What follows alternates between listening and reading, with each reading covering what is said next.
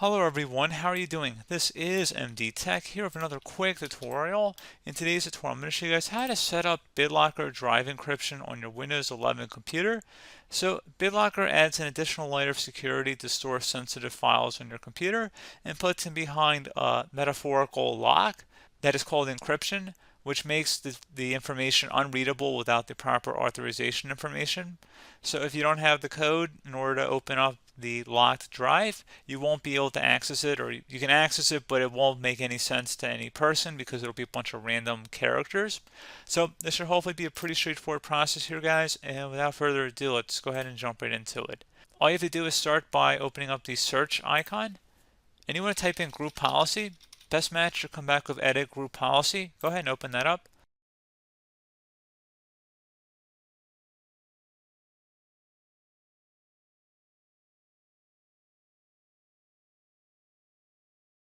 I'm going to make this full screen here, and I'm going to go and make this column a little wider here too.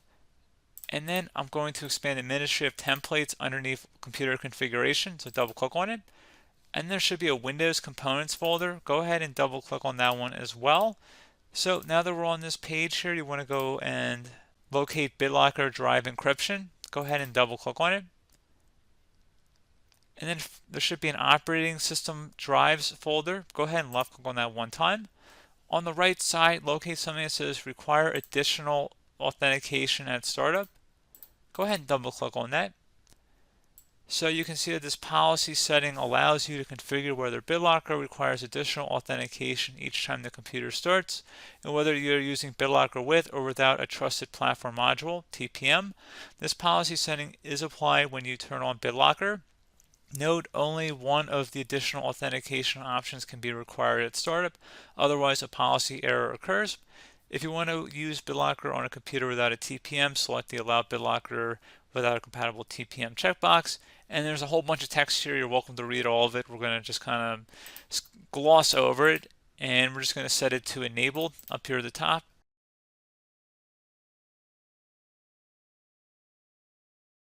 Keep all the settings default on the left side here, again, unless you want to change it to something else, which you're welcome to.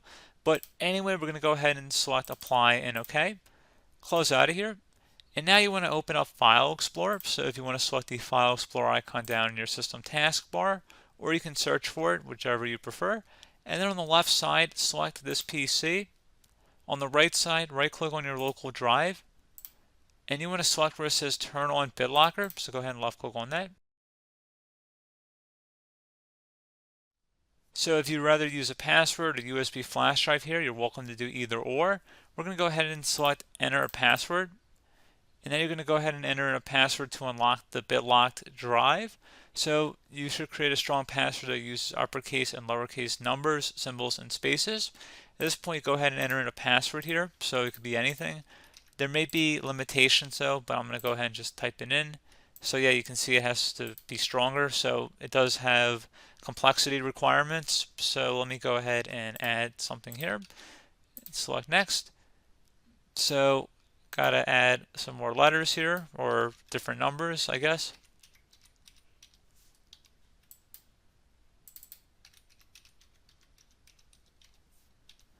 And then select next. And now you can save it to a variety of places here. This is really important. You definitely do not want to lose this key. So you may want to back it up to a file that you can save to your desktop. Save it to a USB flash drive. You can also print the recovery key, and you can also save it to your Microsoft account. Probably wouldn't hurt to do more than just one of these methods because it's very important. You do not want to lose this passcode or recovery key. It is so critical not to lose it. I have so many tutorials, guys, where I make videos that I explicitly say that you do not want to lose this password. And I don't know why. I guess people come back on because they're looking up fixes for different tutorials. And they come on a video about how to set up BitLocker and they say that they lost their key. Or, I create a video about how to, create a hidden folder and I say don't lose your key. And then people comment saying they lost their key. Like, you know what? You didn't hear it from me, all right? So remember, back it up, make sure it is saved. Do not come and ask me where to recover it from or how to fix it if you lost your key. Go somewhere else. So anyway, how do you want to back up your recovery key? Go ahead and select one or more of these options, and Microsoft even suggests doing more than one. And you want to go ahead and select, again, you have to actually select one of them if you want to go ahead and even move on to the next page here. So I'm just going to select one here. Again, doesn't really matter which one. I would recommend doing more than one in your case here, but pretty straightforward here, guys. I just saved it as a PDF on my desktop. I'll actually open it up so you can see what the key will look like if you were to print it out, or save it as a PDF. So you're about to see that here. And give it a moment here. So this is going to tell you your identifier key as well as the recovery key. Do not lose this key. Like I'm telling you, like this is my key that I just set up here. But in your case, you are going to want to keep this key somewhere that you're not going to lose it. So very, very important. So anyway, go ahead and just select next.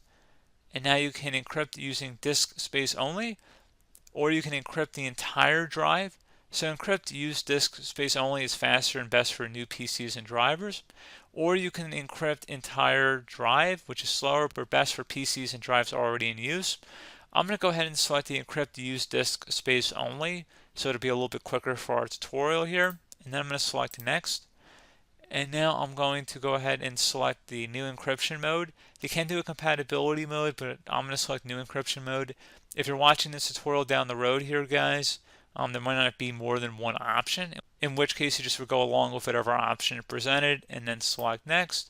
And then you also do want to run a Bitlocker system check, which will ensure that Bitlocker can read the recovery and encryption keys correctly before encrypting the drive. So that's definitely a good precaution here. So make sure you have everything saved, all the backup keys, like I said, and then select continue. Because if you lose the key, you're not going to be able to get back onto your drive. So, I mean, that'd be kind of crazy here. So go ahead and save and close of any open programs and applications, and go ahead and restart your computer. And it will take a little longer to restart your computer this time than normal, but just give it a moment.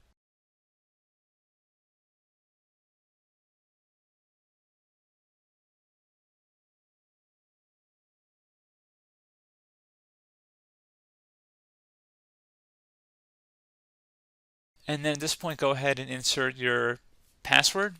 And again, that's different than your recovery key, so just keep that in mind. There's two different things here. So you've got a password, then you have the key. You definitely don't want to lose the key. That's the last thing you want to lose.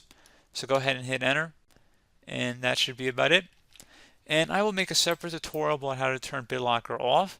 Again, assuming you have your recovery key and password. If you don't have that, you're not going to be able to do that. So that's just a quick little disclaimer there. So you can go ahead and search my channel for that. I'll have a video for how to turn off Bitlocker, but this tutorial just pertains to turning it on, which I think we were able to achieve successfully. And you can do this for other drives too. It doesn't just have to be the C drive or Windows. It can be a flash drive or another drive too. So pretty straightforward process, guys. Do hope I was able to help you out, and I do look forward to catching you all in the next tutorial. Goodbye.